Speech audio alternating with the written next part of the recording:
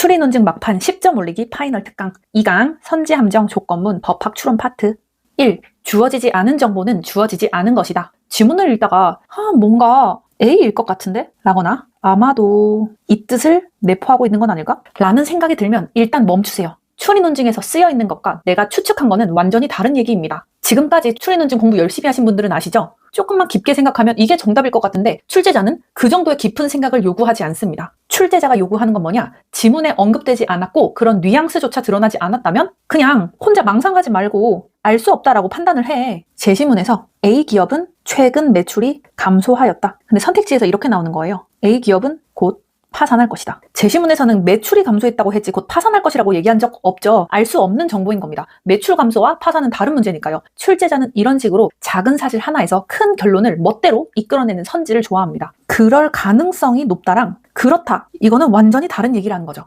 추리 논증에서는 가능성과 사실, 추측과 확인, 암시와 명시 이런 것들은 철저하게 구별해야 됩니다. 두 번째, 모른다와 아니다의 엄격한 구별. 지문에 명시적으로 주어지지 않은 정보는 틀렸다가 아니라 알 수 없다입니다. 추리 논증 세계에서는 모른다, 아니다, 고의, 과실, 인식, 의도, 드물다, 없다, 가능성이 낮다, 불가능하다, 취득 권리, 취득 대상, 증거가 없다, 사실이 아니다. 이런 표현들을 뭉뚱그려서 보시면 안 되고요. 아주 세심하게 칼같이 구별해야 됩니다. 네, 다 기억하셨죠? 그럼 예시 한번 가볼게요. 뿅! 갑이 범행 현장에 있었다는 증거는 발견되지 않았다. 갑이 범행 현장에 있었다는 증거는 발견되지 않았대.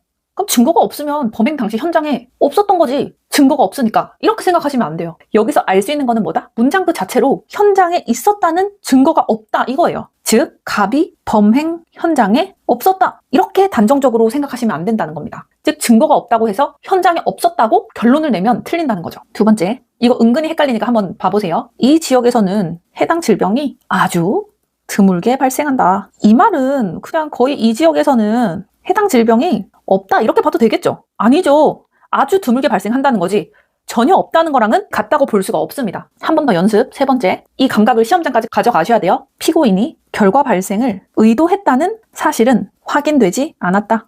의도했다는 사실이 확인되지 않은 거니까 이 말은 그냥 쉽게 표현하면 의도가 없었다는 거네. 의도가 없었다. 이렇게 그냥 쿨하게 풀어야지 뭐 라고 하시면 절대 안 되는 거죠. 의도가 확인되지 않았다랑 의도가 없었다는 완전히 다른 말입니다. 이것도 같다고 보시면 안 된다는 거. 즉 정리하면 뭐다? 지문에 명시적으로 주어지지 않은 정보는 알 수 없다. 망상하지 마. 상상하지 마. 이런 거는 쿨해지지 마. 이 말이 이 말이지 뭐. 이렇게 생각하시면 저랑 내년에 강의를 또 다시 세 번째, 느낌으로 풀지 마라. 이거 굉장히 중요합니다. 왜냐면 제가 이렇게 많이 당했어요. 추리 논증을 풀 때. 추리 논증에서 가장 위험한 순간은 이거 좀 맞는 것 같은데? 아니면 이거 뭔가 틀린 것 같은데? 약간 느낌이 이런데? 라고 생각하는 순간 그게 되게 위험합니다. 출제자는 수험생들의 바로 그 느낌을 이용합니다. 말투, 뭔가 너무나도 자상하고 부드러운 말투, 억양, 이 남자 뭔가 서울 태생이야. 완전히 뼛속까지 서울 남자야. 뉘앙스 너무 부드러워. 그런데 이런 남자들이 쓰레기들이 있을 수 있다는 거죠. 출제자들은 말투, 억양, 뉘앙스로 수험생을 특정 방향으로 유도하기도 합니다. 정답은 느낌이 아니라 근거로 풀어야 된다. 선생님 너무 추상적이에요. 구체적인 예시 좀 가져와봐요. 내가 지금 구독했잖아. 예시 첫 번째, 이거 제가 맡겼는데요. 제시문에서 P사는 회원들로부터 별도의 동의 없이 회원 정보를 제공한다. 이거 보면 직관적으로 어떤 생각이 드세요? 별도의 동의 없이? 이거 뭔가 불법 같고 좀 틀린 것 같은데? 뭔가 이제 별도의 동의 없이라는 저희 도덕적인 그런 마음이 올라와서 뭔가 이 문장 자체가 문제 있어 보인다고 느낍니다. 하지만 추리 논증은 도덕성 시험이 아니죠. 법령이나 제시문에서 허용되는 상황이라면 충분히 가능한 이야기일 수도 있습니다. 느낌상 이상하다와 실제로 틀린 거는 다른 문제라는 거죠. 그 다음 두 번째 한번 볼게요. 보통 교부금을 지급받을 때에는 갑이 을보다 동률 교부금을 지급받을 때에는 을이 갑보다 언제나 많이 받는다. 자, 언제나 많이 받는데요. 언제나. 뭔가 언제나 많이 받는다라고 하니까 이거 오답같이 느껴지죠. 왜냐하면 항상, 언제나, 모든, 반드시 이런 표현은 오답으로 보통 많이 나오기 때문이에요. 근데 이 문제 실제 리트 문제였는데요. 실제 계산 결과가 정말로 언제나 성립을 했습니다. 따라서 강한 표현이라는 이유만으로 오답이라고 단정하면 안 된다. 언제나, 반드시, 모두, 항상, 별도의 동의 없이, 별도의 뭐뭐 없이, 예외적으로, 심지어 막 이런 표현들을 사용해서 수험생들의 감정을 흔드는 거죠. 하지만 시험은 느낌을 묻는 것이 아니라 논리와 근거를 묻습니다. 선지를 보고 뭔가 이상한 느낌이 드는데 이 말투랑 억양, 뉘앙스를 보니까 조금 이상한데? 라고 생각이 들면 조금 한 템포 늦춰서 정말 근거가 있어서 내가 이상하다고 느끼는 건가? 아니면 그냥 말투 때문인가? 한 번만 더 생각해 주세요. 네 번째, 리트 어휘에 민감해져라. 제가 리트 어휘를 언어 이해에서도 많이 강조를 했는데요. 추리 논증 문제에서도 그 단어가 보이면 바로 예민하게 체크해야 됩니다. 조건이나 예외 관련한 어휘로서는 단, 다만, 예외적으로, 제외하다, 배제하다, 포함하다, 원칙적으로 강한 단정을 나타내는 단어, 반드시, 항상, 모두, 언제나, 무조건, 유일한, 유일무이한 이런 표현들. 조건문 신호, 뭐뭐라 하면 무엇무엇일 경우, 무엇무엇일 때, 뭐뭐 해야 한다, 뭐뭐 할 수 있다. 추리 논증 문제에서 조건문이 하도 많이 나오니까 저는 이제 습관을 어떻게 들였냐면 뭐뭐라 하면 뭐뭐일 경우 뭐뭐일 때 이런 게 나오면 이제 자동 반사적으로 세모를 쳤어요. 근데 이게 습관이 되니까 언어 이해에서도 조건문이 나오면 이렇게 세모를 치더라고요. 근데 둘 다 먹혀요. 이게 언어 이해랑 추리 논증이 완전히 별개의 독립된 학문이 아니고, 제 얘기 살짝만 드리면 언어 이해 공부를 엄청 열심히 하니까 추리 논증 성적도 오르고, 추리 논증을 또 이제 미친 듯이 하니까 언어 이해도 같이 오르더라고요. 그러니까 뭐 리트 어휘 중요한 단어, 민감하게 느껴야 할 단어를 언어 이해랑 추리 논증 이제 구분해서 볼 필요 없이 어차피 자연스럽게 여기서 중요했던 단어는 추리 논증에서도 중요하고, 추리 논증에서 중요했던 단어는 언어 이해에서도 중요하고, 이렇게 다 활용이 됩니다. 제가 이렇게 조건문 신호가 나오면 자동 반사적으로 세모를 쳤던 것처럼요. 또 시간 관련, 선행, 후행, 이전, 이후, 소급하여. 이거는 추리 논증에서 더 많이 나오는 표현이긴 해요. 소급하여, 기산점, 시기, 종기, 소멸시효.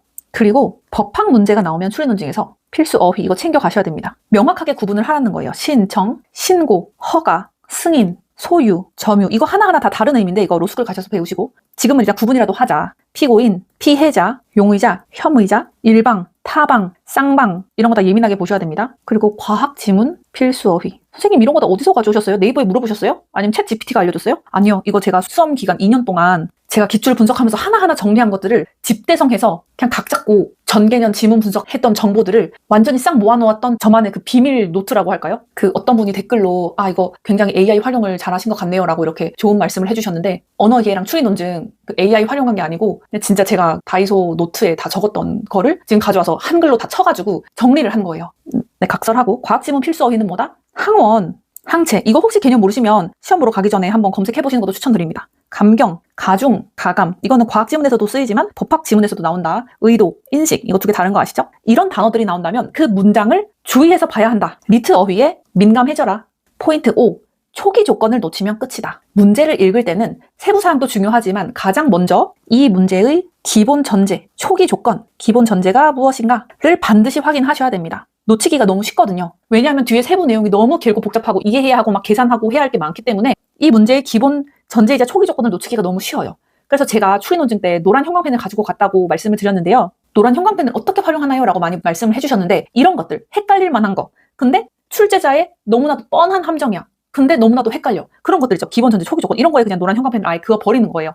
읽으면서도 아예 여기서 나오겠네 하고 알고 긋는 거죠. 이게 가능한 이유는 출제자의 함정을 이미 알고 있었기 때문이고, 또 출제자가 첫 문장이나 첫 조문 같을 때 중요한 조건을 숨겨놓고 수험생이 이걸 잊어버리기를 바라는 거예요. 잊어버린 상태에서 계산하거나 추론하기를 바란다는 걸 알기 때문에, 이제 많이 당해봤기 때문에 이제 노란 형광펜으로 아예 그어버리는 거죠.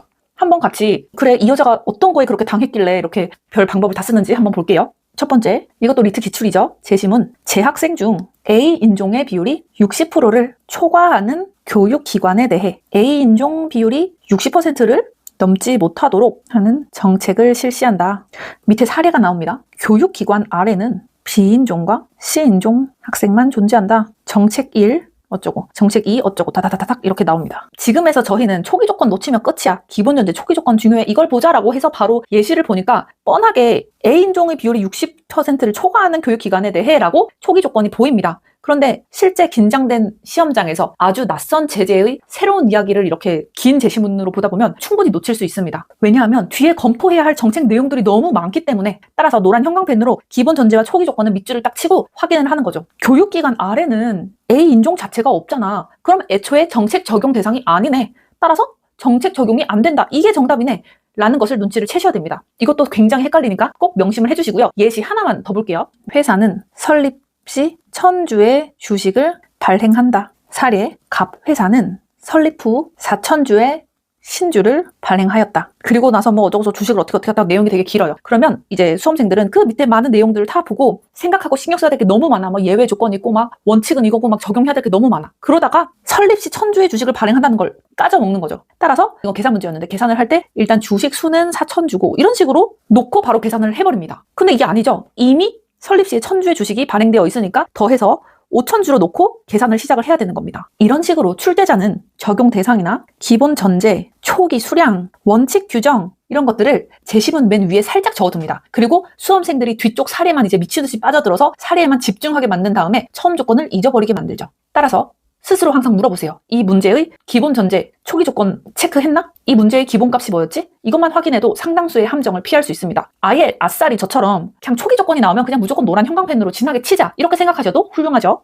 6번째, 출제자의 최애 함정. 조건문 방향 바꿔치기. 추리논증 문장이 P라면 Q이다 라거나 Q가 아니면 P이다 라고 하거나 P가 아니면 Q도 아니다. 이런 식의 조건문 문장이 보이면 그냥 자동 반사적으로 그 문장 위에 그냥 P라면 Q이다. Q가 아니면 P다. P가 아니면 Q도 아니다. 이런 식으로 그냥 조건문 기호 표시를 위에 박아버리세요. 또 그냥 이렇게만 나오는 게 아니라 이제는 조건문에다가 연언 또는 선언을 이렇게 함께 섞여서 이제 문장을 만드는 경우가 많은데 이것도 절대 헷갈리지 마시고 예를 들면 P라면 Q이거나 R이다. 뭐 이런 식으로 이 정도는 만들 수 있잖아요. 또 P는 Q이다 라고 주장하는 사람에게 반박 어떻게 하죠? 1강 들으신 분들 한번 복습해볼게요. P는 Q이다 이거 반박하려면 아니야. Q이면 P야. 이렇게 해야 올바른 반박이죠. 아니죠. 네, 아니다. 넘어가시면 안 돼요. 올바른 반박이 뭐예요? P이면 not Q야. 이렇게 해야 이게 진짜 올바른 반박이다. A는 not B라는 명제를 약화하려면 오직 A는 B다 라는 케이스를 가져와야 한다. not A가 B라거나 not A가 not B라고 하는 명제는 아예 전제 자체를 부정해버리는 경우이기 때문에 약화가 아니라 무관이다. 포인트 7. 반대로 생각하면 답이 보인다. 제시문이 어떤 정보를 주면 거기서 끝내지 말고 자동으로 남은 정보와 반대 상황까지 계산을 하세요. 출제자는 종종 직접 말해준 정보보다 그 정보로부터 당연히 따라 나오는 내용을 묻습니다. 이거는 망상이라고 볼 수가 없죠. 자, 케이스 첫 번째. 이것도 오늘 리트 지문이니까 그냥 예시로 들게요. 갑, 을, 병, 중. 두 사람만의 말이 참이다. 그러면 두 사람 말이 참이네. 케이스 1 첫 번째. 갑과 을이 참일 경우, 을과 병이 참일 경우, 갑과 병이 참일 경우.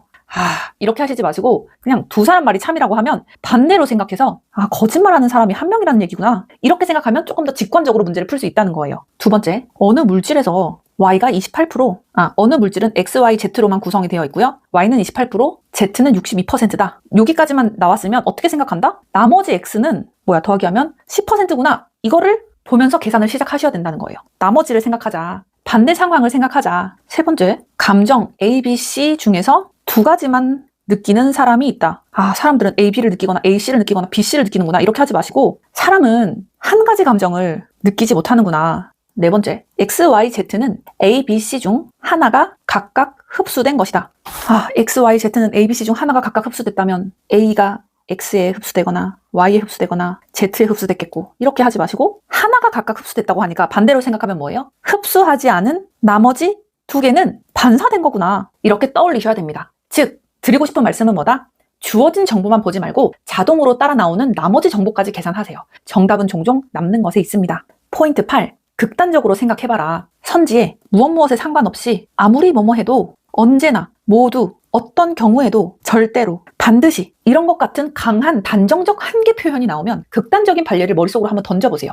의외로 많은 선지가 단 하나의 극단적 반례로도 무너집니다. 예시 첫 번째, 이것도 다 리트 기출이에요. 선지에서 지구의 모양이 어떻게 변하더라도 받는 햇빛의 양은 같다. 지금 어떻게 변하더라도 라고 하면서 강한 단정적 한계 표현이 나왔죠. 그럼 약간 헷갈릴 수가 있어요. 지구의 모양이 달라져도 햇빛의 양 같나? 그럼 이럴 때는 극단적으로 한번 생각해보는 게 좋습니다. 햇빛이 이렇게 있어요.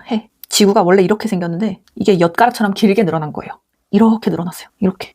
이게 지구예요. 자, 햇빛의 양이 같을까요? 여기 햇볕을 받는 양 안 보이죠? 여기서 햇빛을 받는 양과 여기 끝에 있는 햇빛을 받는 양이 같을까요? 아니죠. 햇빛을 받는 면적 자체가 다른데 이렇게 극단적으로 예시를 하면 그냥 이 문제는 너무 어렵게 생각할 필요 없이 극단적 반례로 무너지는 겁니다. 예시 두 번째, 선지. 근육량과 상관없이 높이 뛰기 기록은 일정 수준을 넘을 수 없다. 뭐뭐와 상관없이 뭐뭐 할 수 없다 라고 이것도 강한 단정적 표현이 나왔습니다. 정말 그럴까요? 근육량과 상관없이 높이뛰기 기록은 일정 수준을 높일 수 없을까요? 극단적으로 한번 생각해 보겠습니다. 어떤 사람이 인간의 한계를 초월할 정도의 근육과 추진력을 갖게 된다면 이게 지구고요. 지구 위로 한참 올라갈 정도로 한계를 초월할 정도로 근육과 추진력을 갖게 된다면 높이뛰기 기록이 얼마나 되겠어요? 일정 수준을 높일 수 없다? 아니다. 높이뛰기 기록 역시 충분히 달라질 수 있다. 이렇게 극단적으로 생각하면 의외로 많은 선지가 해결이 됩니다. 포인트 9.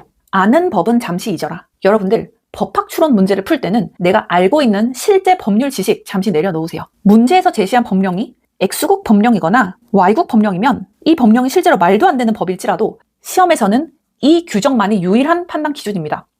내가 아는 민법 조문은 이건데? 하는 순간 날아가는 거죠. 우리는 대한민국 법이 아니라 문제 속에 던져진 X국 법령과 Y국 법령만을 유일무이한 판결 기준으로 삼아야 된다. Y국 형법은 과실범을 처벌하지 않는다. 이거 보고 나서 말도 안 돼. 실제 형법은 그게 아닌데? 이렇게 떠올리는 순간 위험하다는 거죠. 중요한 거는 현실 법률이 아니라 문제 속에 있는 Y국 형법이 무엇이라고 규정했는가입니다. 출제자는 일부러 수험생들이 익숙하게 알만한 좀 쉬운 법 개념을 제시한 뒤에 그와 다른 규정을 뒤에 넣어서 배경 지식을 끌어오게 만듭니다. 그리고 당연히 이렇겠지 라는 생각을 한 수험생을 오답으로 유도하게 되는데요. 이게 출제자의 뻔한 함정 중에 하나입니다. 2강 마지막 포인트입니다. 규정 적용의 우선순위 파악하기. 조문을 스캔할 때 적용의 순서나 우선순위가 있다면 시험지에 진하게 노란 형광펜으로 확 그어버리세요. 법조문은 무엇이 적용되는가도 중요하지만 무엇을 먼저 적용하는가도 굉장히 중요합니다. 따라서 법조문 문제를 풀다가 우선, 먼저, 순차적으로 제1순위, 제2순위 또는 다만 다른 규정에 우선하여와 같은 표현이 보이면 노란 형광펜으로 이렇게 진하게 표시를 해주세요. 예를 들어서 법학 문제가 나왔는데요. 조문에서 관할 법원은 다음 순서에 따른다. 1. 부부의 공통주소지 관할법원. 2. 일방의 주소지 관할법원. 3. 원고 주소지 관할법원. 그리고 이제 밑에 조문 문제가 계속 나오는 거죠. 지금 다음 순서에 따른다고 해서 적용해야 할 순서가 이렇게 나와 있습니다. 우선순위가 명확할 때 2개 이상에 해당하는 사례라면 무조건 상위순위의 규정을 먼저 적용해서 풀어야 뒤통수를 안 맞게 되는 거예요. 첫 번째, 두 번째 2개 다 해당이 되는데 대충 보고 일방의 주소지 관할법원이 적용이 되네라고 해서 바로 2번만 바로 적용을 해버리면 바로 함정에 빠져버리는 겁니다. 우선순위 규정이 있다면 가장 먼저 이를 적용을 해야 한다. 저는 이런 문제가 나오면 이렇게 노란색으로 표시를 했어요. 노란 형광펜으로 1부터 봐라 이거죠. 이렇게. 제가 리트 시험이 나오면 맨날 시간 재고 실전처럼 풀어보고 있거든요. 근데 최근 사례형 문제는 더욱 교묘해졌더라고요. 중간 과정을 먼저 적용해야 하는 경우도 있어요. 예를 든 거예요. 1, 2, 3 이 순서대로 적용을 해야 된다거나 아니면 하나의 규정을 계산 과정에서 2번 적용해야 하는 경우 이렇게 나온다던가 또 여러 규정이 동시에 충족이 되지만 막상 두 번째 거는 적용이 안 되고 우선순위에 있었던 그 규정만으로도 정답이 결정되는 경우 이런 식으로 최근 더 교묘해졌습니다. 따라서 출제자의 이런 트릭들을 미리 알고 있으면 조금 더 탄탄하게 대비할 수 있을 겁니다. 2강도 들어주시느라 고생하셨고요. 그 다음 3강이 이어지는데요. 3강은 수리, 과학, 실험, 법조문을 적용하는 파트로서 이제 수리랑 과학, 계산 파트 어떻게 다루느냐 이런 것들이 계속 나와요. 수포자였던 문과생이 추리 논증 35개 넘는 치트키. 네, 다음 시간에 시작하도록 하겠습니다. 바로 3강으로 넘어오세요.